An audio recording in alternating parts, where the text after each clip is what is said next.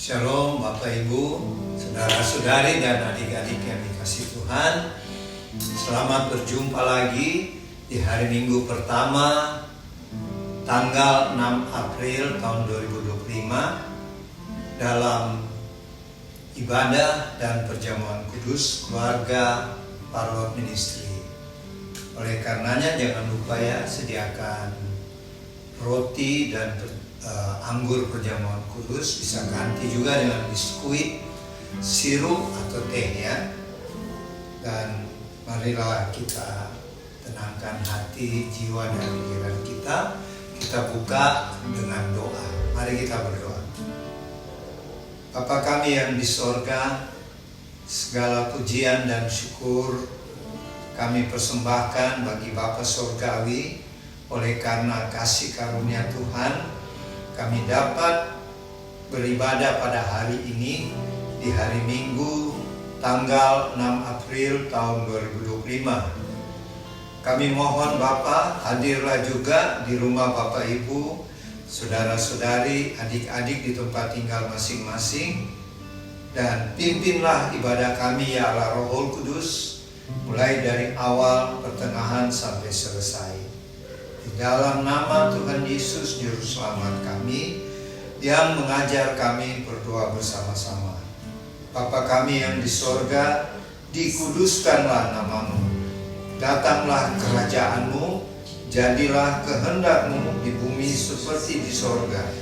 Berikanlah kami pada hari ini makanan kami yang secukupnya, dan ampunilah kami akan kesalahan kami, seperti kami juga mengampuni orang yang bersalah kepada kami. Dan janganlah membawa kami ke dalam pencobaan, tetapi lepaskanlah kami dari segala yang jahat. Karena Engkaulah yang punya kerajaan dan kuasa dan kemuliaan sampai selama-lamanya. Amin.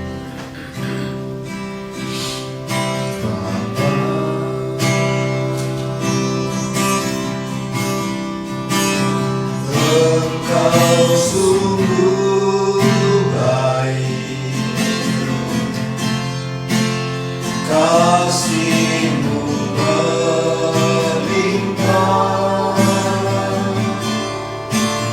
di hidupku.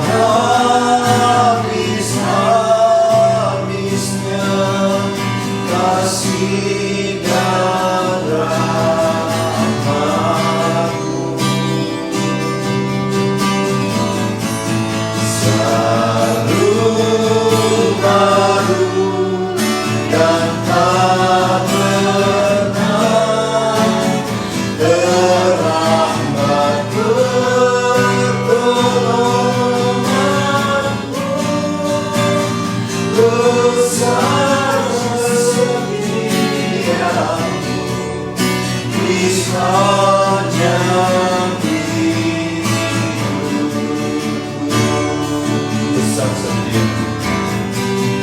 Besar setiamu,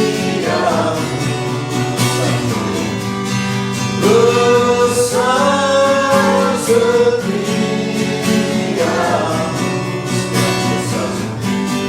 besar setiamu di sepanjang hidupku.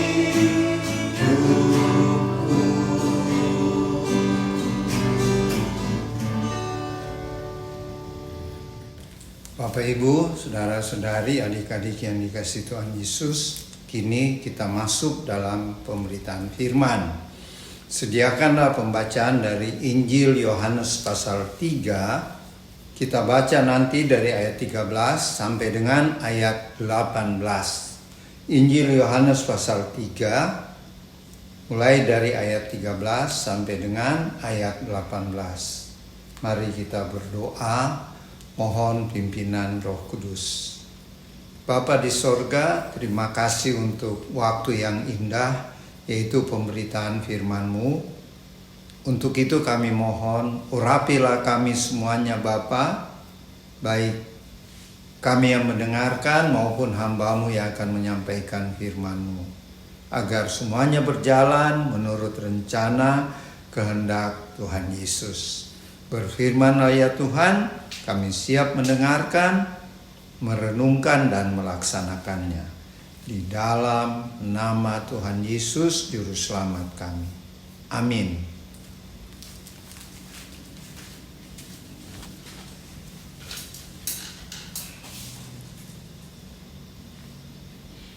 Yohanes 3 ayat 13 sampai 18.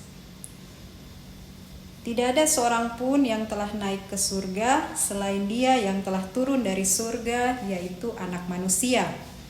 Dan sama seperti Musa meninggikan ular di padang gurun, demikian juga Anak Manusia harus ditinggikan, supaya setiap orang yang percaya kepadanya beroleh hidup yang kekal.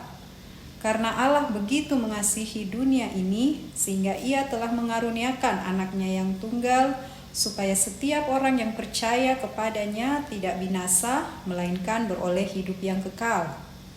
Sebab Allah mengutus Anaknya ke dalam dunia bukan untuk menghakimi dunia, melainkan supaya dunia diselamatkan melalui Dia. Siapa saja yang percaya kepadanya, ia tidak akan dihukum. Siapa saja yang tidak percaya, ia telah berada di bawah hukuman, sebab ia tidak percaya dalam nama Anak Tunggal Allah. Amin.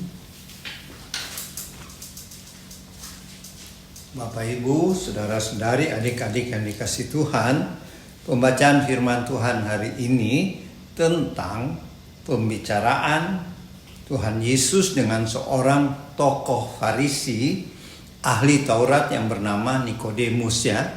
Nikodemus datang di waktu malam hari dan bertemu dengan Tuhan Yesus karena dia merasa kagum kepada Tuhan Yesus yang pada waktu itu dikenal sebagai rabi di kampungnya, rabi yang berasal dari Galilea, bukan satu tamatan yang hebat kayak Paulus itu ya. Tetapi Nikodemus menyaksikan sendiri bagaimana Tuhan Yesus itu sebagai rabi menyembuhkan orang yang buta bisa melihat, orang yang lumpuh bisa berjalan. Itu membuat si ahli Taurat, orang Farisi yang bernama Nikodemus ini mau mengetahui lebih banyak lagi tentang Tuhan Yesus, maka dia datang di malam hari. Kenapa? Supaya dia tidak dilihat oleh teman-temannya orang Farisi yang lain ya. Sebab banyak waktu itu orang Farisi memusuhi Tuhan Yesus. Tetapi ada juga yang tidak memusuhi ya, seperti Nikodemus, Yusuf orang Arimatea yang memberikan kuburannya bagi Tuhan Yesus waktu Tuhan Yesus wafat. Dan firman Tuhan saat ini menceritakan bagaimana Tuhan Yesus menjelaskan kepada Nikodemus, kalau Nikodemus mau selamat harus dilahirkan kembali. Itu kalau kita baca di ayat-ayat sebelumnya ya. Maksud Tuhan, Kalau secara kelahiran lahiriah, kita dilahirkan oleh ibu kita. Tetapi kalau dibilang dilahirkan kembali, itu berarti dilahirkan oleh Roh Kudus. Dibaharui kembali oleh Roh Kudus. Hidup manusia kita yang lama dibaharui. Itu namanya lahir kembali ya. Kemudian Tuhan berpesan bahwa anak manusia harus ditinggikan.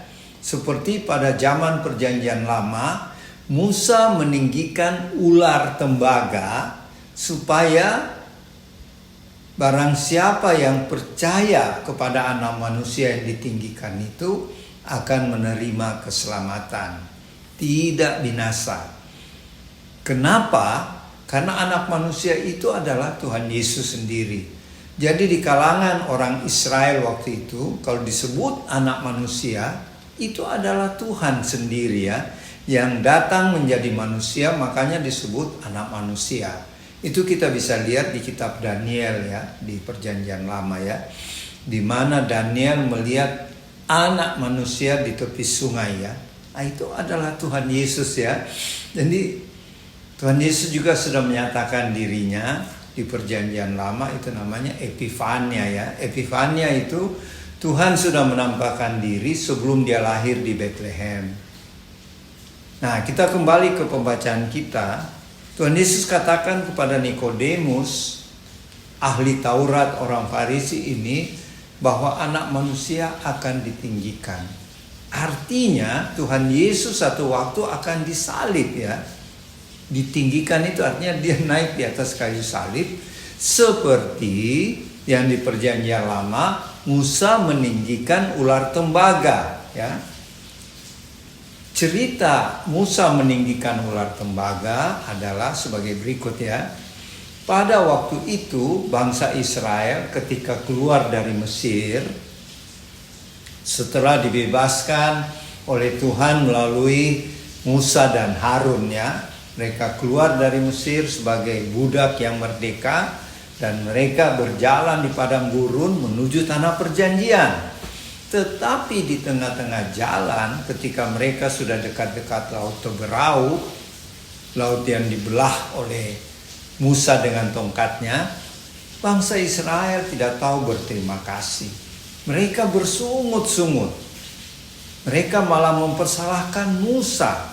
Dan lebih hebat lagi mempersalahkan Tuhan. Kalau kita baca di kitab Bilangan ya, di Bilangan 21 di situ mereka berkata kepada Musa ya, orang Israel ini, Musa, kamu membawa kami di padang gurun ini supaya kami mati di padang gurun ya. Lebih baik kami tinggal di Mesir. Nah inilah. Dan dengan kata lain mereka juga mempersalahkan Tuhan. Ini sudah keterlaluan sekali ya. Mereka lupa bahwa semenderita-menderitanya mereka di padang gurun, Tuhan tetap pelihara. Daripada mereka makan enak di Mesir, tapi mereka adalah budak ya, bekerja keras yang dicambuk ya, seorang budak. Mereka lupa itu, malah mempersalahkan Musa dan Tuhan. Kalau kita baca di kitab Bilangan 21, mereka berkata gini orang Israel ya. Kamu membawa kami Musa di padang gurun supaya kami mati semuanya di padang gurun. Dan selama ini kami makan roti yang hambar itu. Padahal yang mereka maksud roti yang hambar itu, yang tawar itu adalah manna. Yang selama mereka di padang gurun ketika mereka kelaparan, Tuhan menurunkan manna, roti dari surga ya. Dan manna itu rasanya manis seperti madu. Mereka katakan hambar. Nah ini keterlaluan ya. Ini tandanya tidak berterima kasih kepada Tuhan. Malah mereka katakan lebih baik kami tinggal di Mesir. Wah, ini betul-betul sudah kelewatan ya. Sehingga Tuhan menjadi marah. Dan ketika itu juga di padang gurun kan banyak ular ya, ular-ular beracun yang kita sebut ular tedung ya. Tuhan kirim, Tuhan perintahkan ular-ular tedung itu menggigit orang Israel yang keras kepala ini. Dan ketika digigit oleh ular tedung, mereka kesakitan, menderita sampai mati. Nah, inilah kita belajar di sini ya, bahwa ketika kita tidak bersyukur pada Tuhan, tidak berterima kasih, bahkan ketika kita mungkin sakitkah atau menghadapi masalah, kita berani mempersalahkan Tuhan. Padahal mungkin itu kesalahan kita sendiri ya, atau kesalahan orang lain. Tetapi kita berani-berani mempersalahkan Tuhan. Kita belajar dari firman pada hari ini, di mana akhirnya bangsa Israel dihukum oleh Tuhan dengan mengirim ular-ular tedung di padang gurun, dan banyak yang mati karena digigit ular berbisa itu. Akhirnya bangsa Israel berseru, yang masih hidup ya, Musa, kami sudah berdosa, minta ampunlah kepada Tuhan supaya ini ular-ular tidak membunuh kita semuanya. Dan Musa masih mau ikut juga. Begitu besar ya kelemah lembutan Musa. Ini yang disebut lemah lembut ya, mau mengalah. Dan dia berdoa juga atas permintaan orang Israel, dan Tuhan menjawab, buatlah ular dari tembaga. Jadi ular ya, patung ular dari tembaga, kemudian dirikan di atas satu tiang. Tinggikan ular tembaga itu di atas satu tiang, dan suruh orang Israel melihat ular tembaga itu. Siapa yang melihat tidak akan mati. Jadi biar digigit ular tidak mati.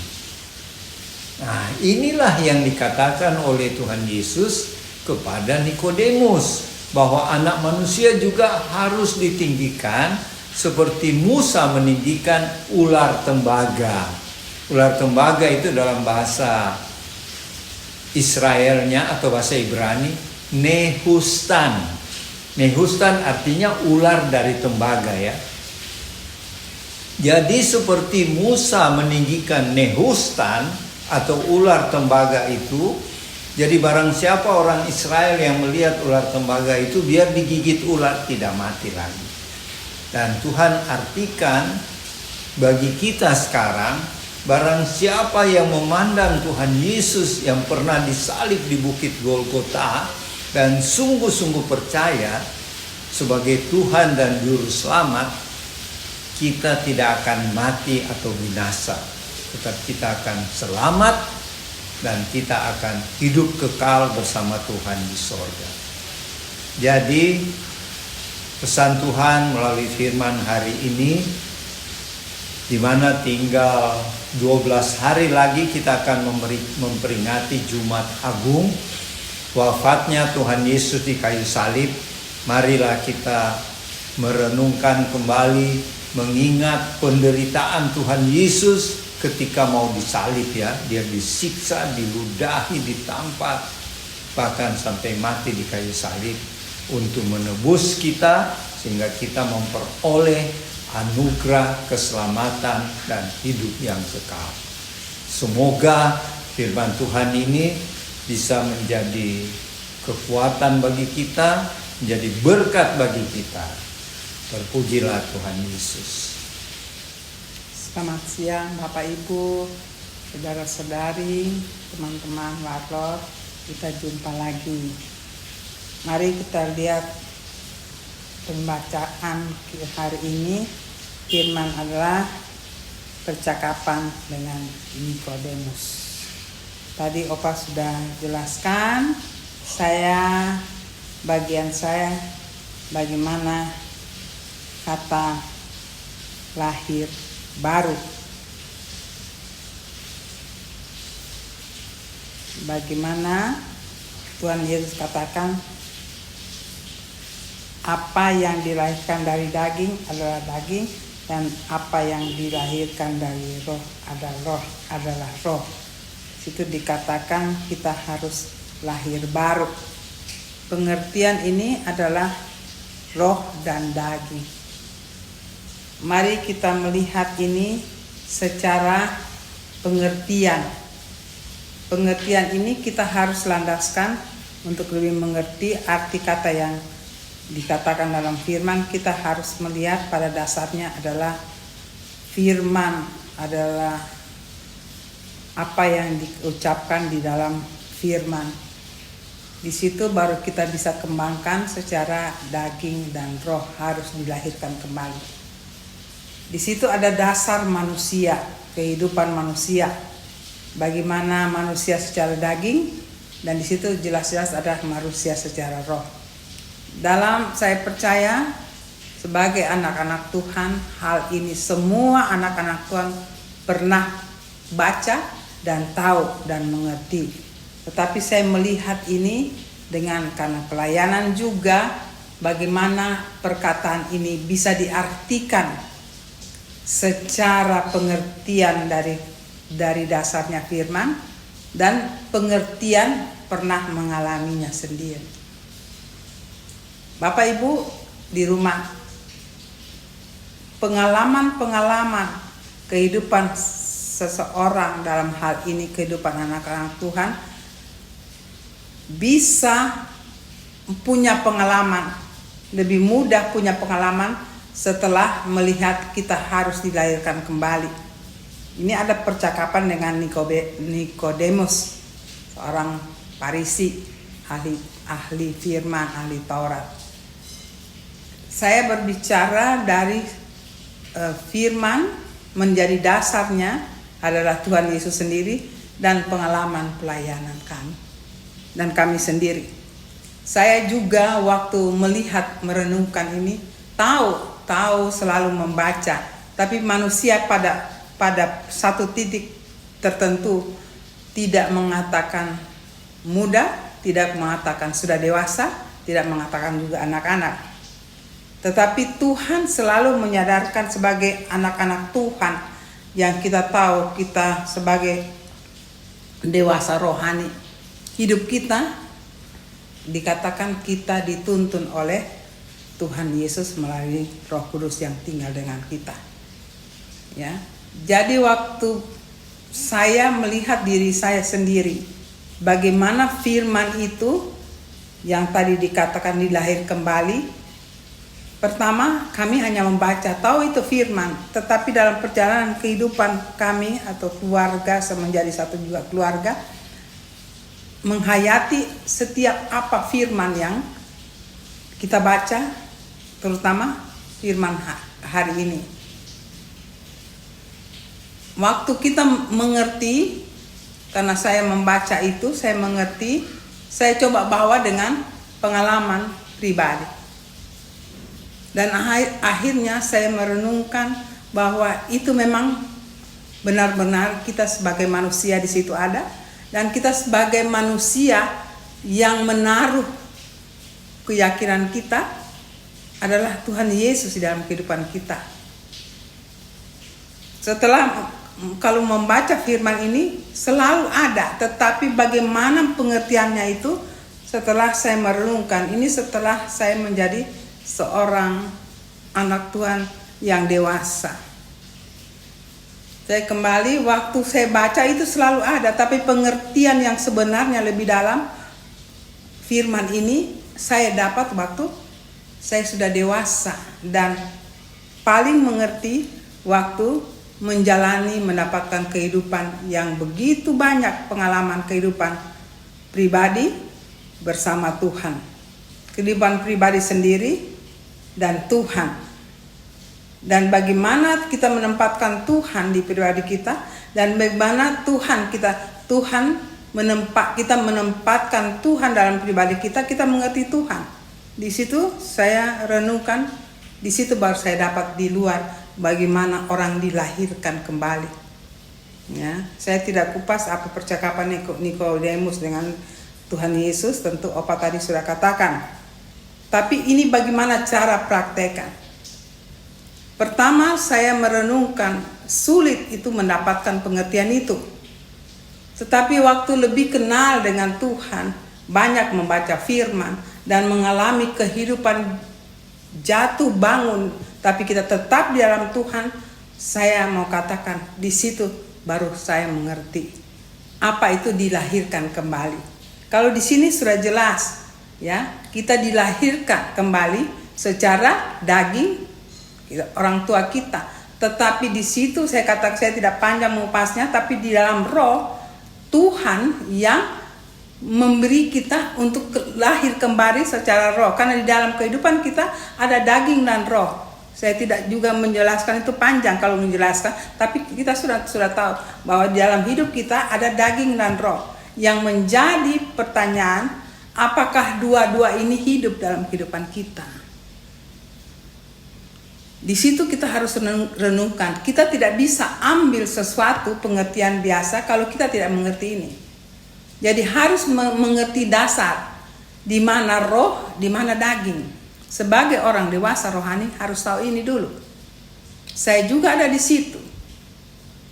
Bagaimana rasanya hidup secara daging, kita dilahirkan, tapi hidup secara roh, bagaimana roh itu bisa bekerja dan kita jadi hidup kembali karena roh. Ini saya sedikit merenungkan, ini hanya bisa dimengerti kalau orang dewasa rohani. Ya, dewasa rohani tidak selamanya harus umur dewasa. Pemuda juga bisa, remaja juga bisa. Kalau kita hidup di dalam Tuhan, seperti apa firman Tuhan katakan di atas, bagaimana saya menerangkan secara roh, sedangkan secara daging saya menerangkan, kamu tidak mengerti. Nah, inilah kata-kata ini yang saya renungkan. Ya, kita sebagai anak-anak Tuhan zaman akhir harus mengerti ini. Ya, kalau tidak mengerti ini, kita tidak dapat intinya. Di mana daging bekerja, di mana roh bekerja. Ya. Karena sudah dengan dewasanya kita dengan Tuhan dan begitu banyak masalah kehidupan yang kita bisa selesaikan dengan Tuhan, itu Bapak Ibu itu sangat terasa. Sebagai anak Tuhan yang dewasa, bisa kita dengan nalar kita bisa menentukan mana daging, mana roh. Kalau kita tidak mengerti ini, berarti kita belum dalam dengan firman. Atau kita membaca saja. Kalau saya membaca pun saya sangat hargai. Karena kita harus bergaul dengan firman. Karena selalu waktu kita bergaul dengan firman, pelan-pelan Tuhan bawa sampai pada pengertian ini. Kenapa saya katakan ini? Karena saya ada di situ. Waktu kita mau membedakan daging dan roh, itulah kedewasaan kita. Saya percaya waktu kita bisa merenungkan ini, bukan kita katakan hanya membaca. Saya percaya, saya renungkan, karena kita mengalami kehidupan naik turun bersama Tuhan. Yang intinya pertanyaan perawal, di mana kita menempatkan posisi kita sebagai manusia dan Tuhan. Kalau kita sudah mengerti masalah ini, dasar ini, maka apapun yang datang pada kita, dan itu juga akan muncul karena kita berjuang bersama Tuhan dalam kehidupan. Dan sangat terasa, saya mau singkatkan saja Bapak Ibu, kehidupan dengan roh itu indah sekali. Bukan berarti kita tidak ada masalah. Masalah tetap ada. Masalah kehidupan tetap ada. Tapi kalau roh yang kita hidupkan bersama Tuhan Yesus melalui rohnya yang sudah tinggal dengan kita, itu sangat mudah Bapak Ibu. Dan akhirnya karena saya mengerti ini, bagaimana tetap daging kita ada masalah. Tetap juga dalam roh ada masalah. Karena Tuhan katakan, kamu masih ada di dunia. Saya tahu kamu punya penderitaan. Itu ada di firman lain.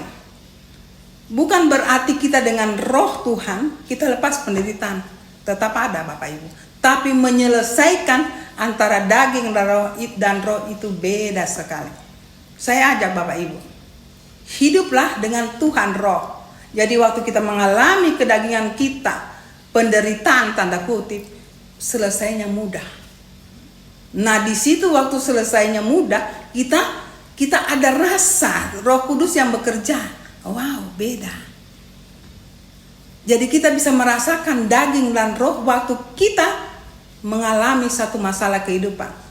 Saya percaya Bapak Ibu juga di rumah merasakan ini waktu kita ada di dalam masalah kehidupan. Saya sedikit merenungkan karena selalu melayani. Rasa ini tidak bisa datang kalau kita tidak duduk dan merenungkan bersama Tuhan. Dan saya katakan sangat mudah kalau kita mengerti ini karena kita selalu dengan Tuhan di dalam kehidupan. Dan terlebih-lebih kalau kita punya masalah, kita datang. Nah itu benar-benar kita bisa rasakan. Jadi akhirnya waktu kita rasakan hidup di dalam roh dan hidup dengan daging itu beda. Kita secara dunia daging. Disitulah mau mengenal Tuhan, mau mengenal roh lebih dalam, bekerja dengan kita. Itulah proses itu dikatakan dilahirkan kembali. Saya percaya Bapak Ibu mengerti hal ini. Di dalam kelahiran kembali dalam roh, di situ ada naik turun masalah, kita juga disadarkan. Nah, di situ ada pilihan.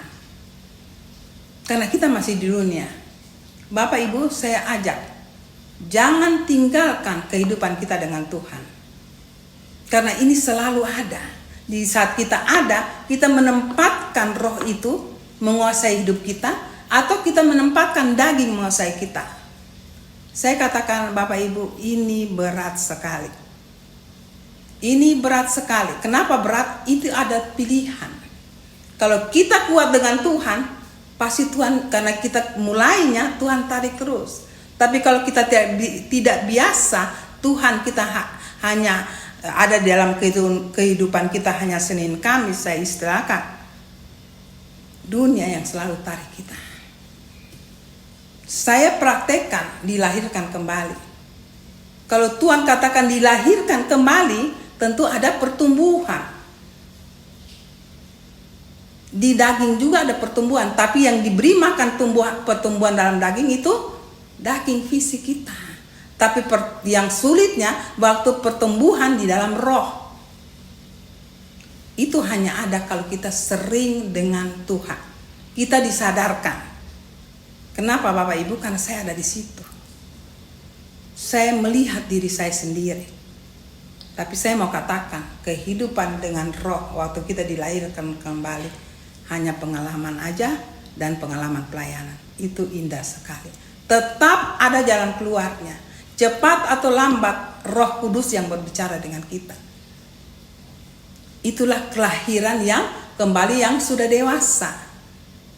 Firman hari ini kita mengerti karena kita sudah hidup dengan roh. Jadi roh dulu kita hidup bersama dengan dia dewasa, baru kita melihat akan daging kita manusia. Itu sangat mudah Bapak Ibu.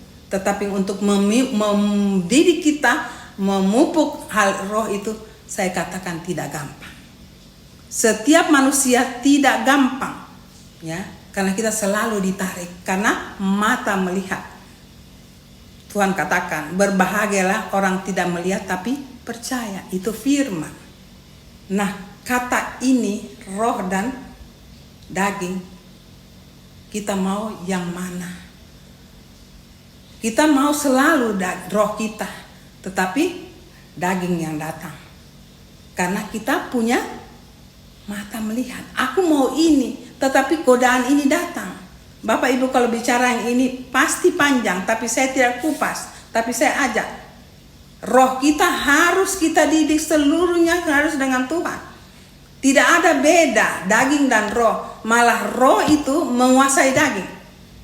Jadi kalau bapak-bapak mau, ibu-ibu di rumah mau lihat apakah roh kita bertumbuh, kuasai roh itu. Kuasai roh itu bersama Tuhan Yesus melalui Roh Kudusnya. Semua persoalan hidup selesaikan dengan Roh Kudus. Itu dengan sadar, karena itu pilihan Bapak Ibu. Harus dengan pilihan itu harus kita sadar. Kita tarik, wah kalau kita sudah jauh ke sini, kita tarik kembali kita punya diri. Kenapa kita sadar? Karena kita selalu hidup dengan Roh Kudus melalui firman, bergaul dengan dia. Jadi kalau kita sudah tertarik dengan dunia, dia tarik kembali. Itulah kalau hidup dengan roh. Nah, roh itu sudah lahir di kita. Saya sangat tekankan untuk generasi kita. Ini harus ada di generasi kita. Daging boleh hilang, tetapi roh tidak. Karena dia sudah hidup. Dia hidup dan kekal. Soal, sekali lagi saya katakan, soal penderitaan, karena kita hidup di dunia. Tetapi penderitaan itu bisa, kata penderitaan, karena di situ ada masalah. Semua masalah bisa diselesaikan dengan roh, yaitu Roh Kudus dengan kita. Jadikan Roh Kudus dengan kita itu satu. Jangan berdampingan. Kalau itu radikalnya, kita harus satu dengan Roh Kudus. Maka karena pengalaman pelayanan, pengalaman sendiri dan keluarga, kalau kita hidup bersama Roh Kudus, karena kita sudah dewasa dengan Dia, sudah lahir dan dewasa, Bapak Ibu, apa yang kita tidak ketemukan, yang belum kita ketemukan dalam hidup kita, Tuhan sudah memperlihatkan. Begitu hebat kalau kita hidup dengan Tuhan. Sangat hebat Bapak Ibu. Tapi sekali lagi saya katakan, tidak terlepas dari penderitaan dunia. Di situ juga kita bisa lihat, apakah saya menderita ini karena kekurangan saya tidak menyadarkan saya untuk sampai saya jatuh. Tapi saya percaya kalau kita dengan Tuhan, sebelum kita jatuh jauh, Dia sudah datang menegur kita. Dan kalau kita ikut banyak didikan Tuhan, saya tidak kupas di sini karena itu panjang Bapak Ibu. Karena pengalaman saja.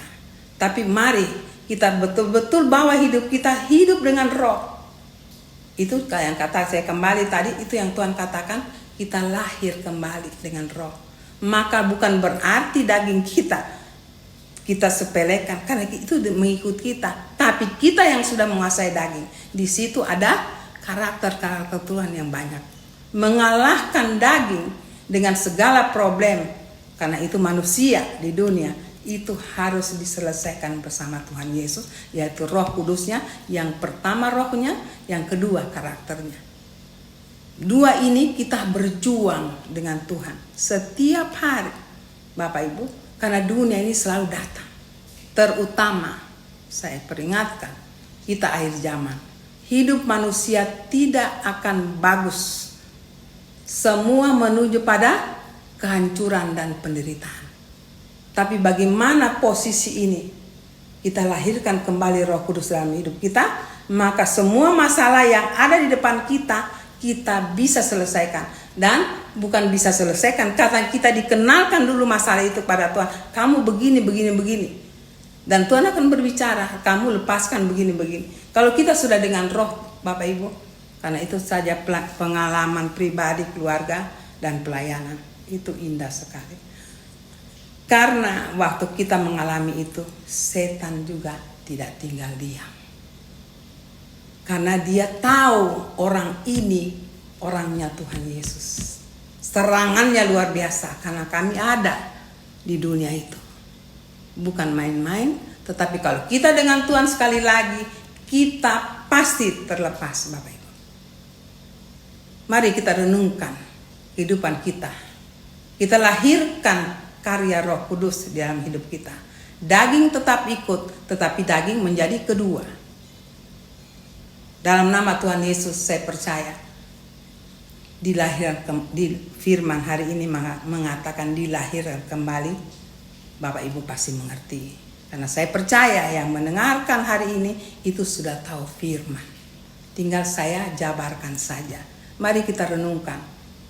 Tuhan, tumbuhkanlah Roh Kudus yang begitu kuat dalam kehidupan kita, kehidupan keluarga. Maka apapun yang kita lihat di dunia, mana yang jahat dan tidak jahat, mana yang tergoda dan tidak tergoda, mana yang hancur dan tidak hancur, semua Tuhan perlihatkan. Tinggal pertanyaan, maukah Tuhan bilang, katakan, maukah engkau dengan aku? Karena Bapak Ibu, tetap manusia itu pilihan. Tuhan adalah Tuhan yang bebas. Dia akan ciptakan juga ciptaannya itu yang bebas. Tapi kalau kita selalu dengan Tuhan, kita akan terbebas. Tuhan tidak melihat, Tuhan tahu cara kita menyempurnakan, Tapi kita mau, Tuhan sudah datang duluan. Ya, asal kita mau. Jadi hati dan pikiran harus sinkron. Roh Kudus. Jangan hati lain, pikiran lain. Itu sudah bermain karakter. Saya tidak kupas di situ, tapi mari kita sinkronkan. Hati kita, pikiran kita adalah pikiran Kristus. Tuhan minta. Maka apapun yang dunia goda, kita tidak akan jatuh karena ada Tuhan. Ya, Tuhan katakan kamu tidak bisa sempurna. Saya tahu kamu di dunia, tapi kalau kamu mau saja dan kamu melangkah dengan iman, aku yang ambil pada puncaknya, kau sempurna dengan aku.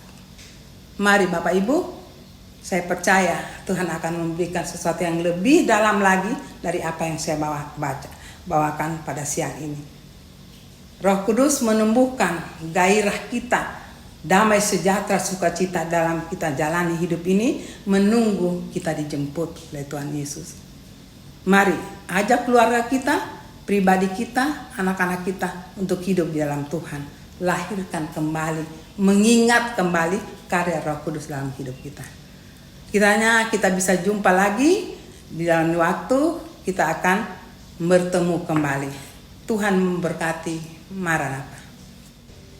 Bapak Ibu, saudara-saudari, adik-adik yang dikasihi Tuhan, setelah tadi kita mengikuti pemberitaan firman Tuhan tentang Tuhan Yesus ditinggikan seperti pada perjanjian lama ular tembaga ya, yang bahasa Israelnya Nehustan ya. Dan sekarang marilah kita mengikuti perintah Tuhan Yesus, yaitu melakukan perjamuan kudus sampai saat kedatangan Tuhan Yesus nanti yang kedua kali ya. Mari kita berdoa. Terima kasih Bapa Sorgawi buat firman-Mu yang sudah diberitakan tadi. Jadikanlah kami pelaku-pelaku firman di dalam rangka menyambut hari wafat Tuhan Yesus yang diperingati pada hari Jumat Agung pada tanggal 18 April 2025 nanti. Persiapkanlah kami untuk menjaga kehidupan kami agar tetap kudus dan benar di hadapan Tuhan. Dan sekarang Tuhan, berkati dan kuduskanlah roti dan anggur perjamuan ataupun biskuit, sirup, teh yang ada pada Bapak Ibu, saudara-saudari, adik-adik, dan yang ada pada kami di Sentul City. Dan pimpinlah perjamuan kudus kami ini Tuhan Yesus, dan kami mohon ampunilah semua dosa salah kami. Kami juga mengampuni sesama kami. Dalam nama Tuhan Yesus Kristus Juru Selamat kami. Amin.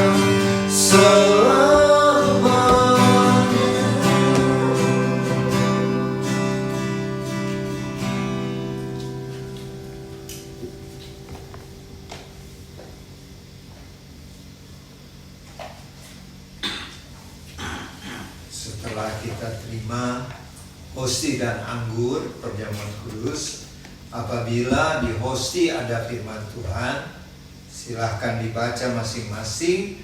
Itu adalah pesan Tuhan bagi tiap-tiap pribadi dan secara keseluruhan pesan bagi keluarga Warworld Ministry. Silahkan dibaca. Roma 12 ayat 9. Hendaklah kasih itu jangan pura-pura, jauhilah yang jahat dan lakukanlah yang baik. Amsal 2 ayat 6. Tuhanlah yang memberikan hikmat, dari mulutnya datang pengetahuan dan kepandaian. Pengkhotbah 3 ayat 11a. Tuhan membuat segala sesuatu indah pada waktu. Yesaya 55 ayat 6. Carilah Tuhan selama Tuhan berkenan ditemui, berserulah kepada Tuhan selama Tuhan dekat. Yesaya 55 ayat 6. Jadi pesan Tuhan yang pertama, dalam kita hidup sebagai orang percaya, marilah kita sungguh-sungguh mengasihi Tuhan Yesus, Allah Bapa dan Roh Kudus dengan segenap hati, segenap jiwanya. Jadi jangan tidak tulus ya, jangan pura-pura. Begitu juga kita mengasihi sesama seperti Tuhan Yesus mengasihi kita. Itu adalah perintah terakhir Tuhan Yesus. Hendaklah kamu saling mengasihi seperti Tuhan Yesus mengasihi kita. Yang kedua, hikmat itu adalah apa? Tuhanlah yang memberikan hikmat, dari mulutnya datang pengetahuan dan kepandaian. Jadi, marilah kita selalu mencari hikmat, dan sebenarnya hikmat itu adalah Tuhan sendiri ya. Jadi sumber hikmat dan hikmat itu adalah Tuhan Yesus sendiri. Jadi ketika kita berdoa, cari wajah Tuhan, itu kita mencari hikmat ya. Oke, dan yang ketiga tadi Oma punya apa? Tuhan membuat segala Nah, sesuatu. kalau kita sudah mengasihi Tuhan sungguh-sungguh, kita mencari hikmat Tuhan, mencari wajah Tuhan, maka di dalam segala pergumulan hidup kita, masalah yang kita hadapi, Tuhan akan memberikan semuanya berakhir dan semuanya akan terjadi indah, bagus pada waktunya ya. Jadi mari kita jangan menyerah, tetap bersandar pada Tuhan Yesus dan pimpinan Roh Kudus, karena pesan Tuhan, selama Tuhan berkenan kita temui lewat ibadah seperti sekarang ini maupun lewat doa, pembacaan Alkitab, dan berseru selalu kepada Tuhan lewat doa kita, puji-pujian kita, maka Tuhan akan senang kita jumpai. Ketika Tuhan senang, maka Dia akan curahkan berkat-berkat-Nya dan memelihara kehidupan kita. Oke, jadi pesan Tuhan di minggu pertama bulan April ini bagus sekali ya. Jadi mari kita angkat posti roti perjamuan kudus ini. Firman Tuhan dalam Lukas pasal 22 ayat 19 dan 20 bunyinya demikian. Lalu Tuhan Yesus mengambil roti, mengucap syukur, memecah-mecahkannya dan memberikannya kepada murid-muridnya. Kata Tuhan Yesus, inilah tubuhku yang diserahkan bagi kamu. Perbuatlah ini menjadi peringatan akan aku. Mari kita ucapkan dengan iman bersama-sama. Inilah roti perjamuan kudus yang adalah persekutuan dengan tubuh Tuhan Yesus yang telah berkorban di kayu salib di Bukit Golgota. Kami terima dan makan dengan iman di dalam nama Tuhan Yesus. Silakan makan ya dengan iman dalam nama Tuhan Yesus.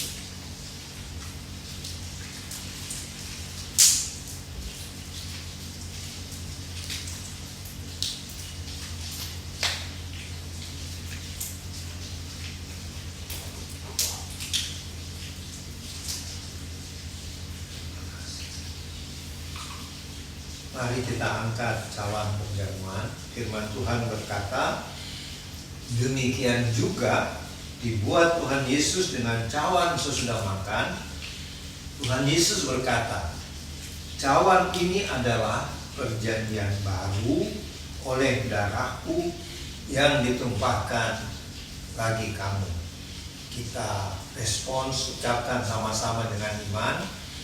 Inilah anggur perjamuan kudus yang adalah persekutuan dengan darah Tuhan Yesus yang telah tercurah di kayu salib di Bukit Kalvari. Kami terima dan minum di dalam nama Tuhan Yesus. Silakan minum dengan iman dalam nama Tuhan Yesus.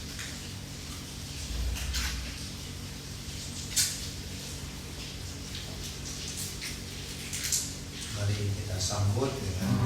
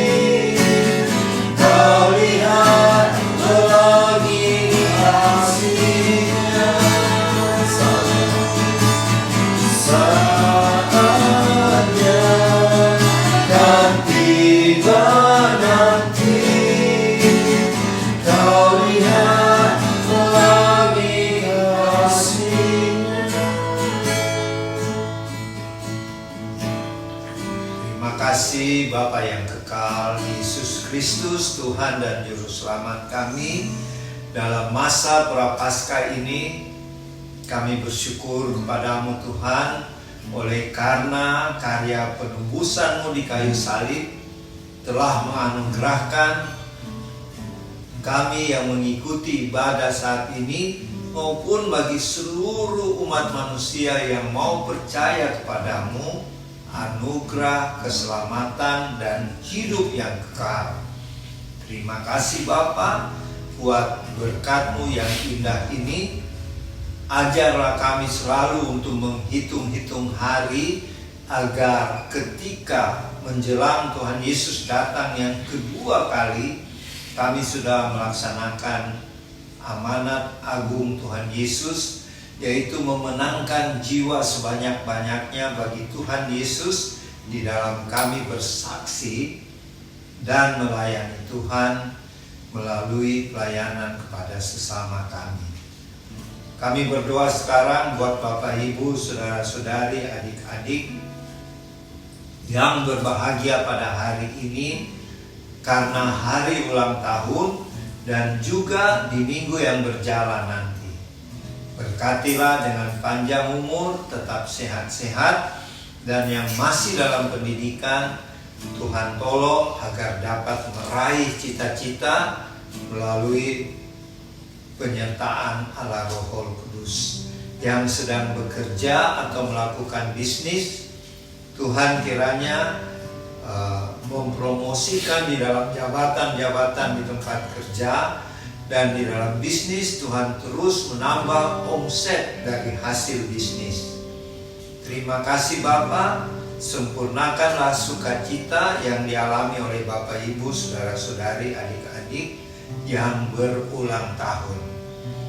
Dan bagi Bapak Ibu, saudara-saudari, adik-adik yang mengalami pergumulan karena masalah-masalah yang sedang dihadapi, mungkin itu masalah keuangan, masalah pekerjaan, masalah jodoh, masalah pelayanan, atau masalah apa saja.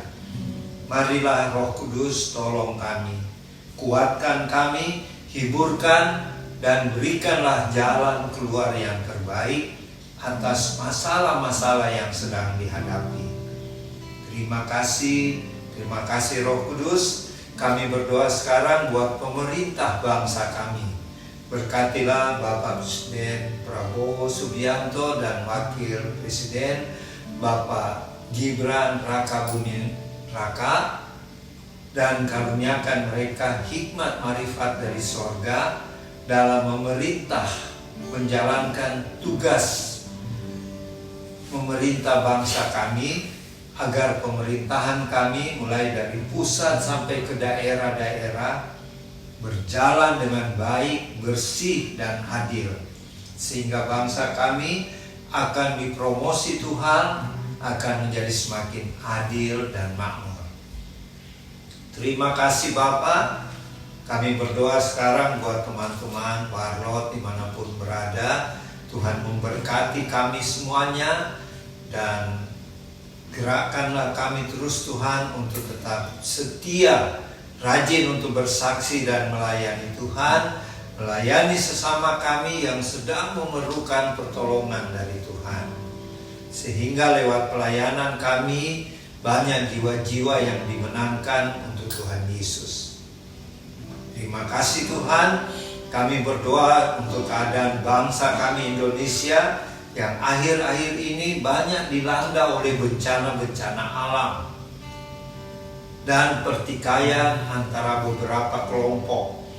Tuhan tolonglah agar yang sedang dilanda bencana-bencana kehilangan orang-orang yang terkasih, Tuhan berikan penghiburan. Yang sedang dirawat di rumah sakit atau di rumah-rumah, Tuhan kiranya memberikan kesembuhan dan pemulihan kembali. Terima kasih Tuhan, dan perdamaikanlah akan organisasi masyarakat yang sedang bertikai oleh karena mempertahankan pendapat masing-masing. Dan sebelum kami mengakhiri ibadah perjamuan kudus keluarga Warlot Ministry ini, kami memohon berkat-berkat daripada-Mu ya Tuhan. Kiranya berkat-berkat yang berlimpah-limpah dari Allah Bapa Sorgawi, kasih karunia dari Tuhan Yesus Kristus, dan persekutuan dengan Roh Kudus menyertai Bapak Ibu, saudara-saudari, adik-adik bersama keluarga masing-masing, dan menyertai kami yang di Sentul City mulai hari ini sampai selama-lamanya. Di dalam nama Tuhan Yesus Kristus. Amin. Ibadah perjamuan kudus telah selesai. Sampai berjumpa lagi di lain waktu. Tuhan Yesus memberkati.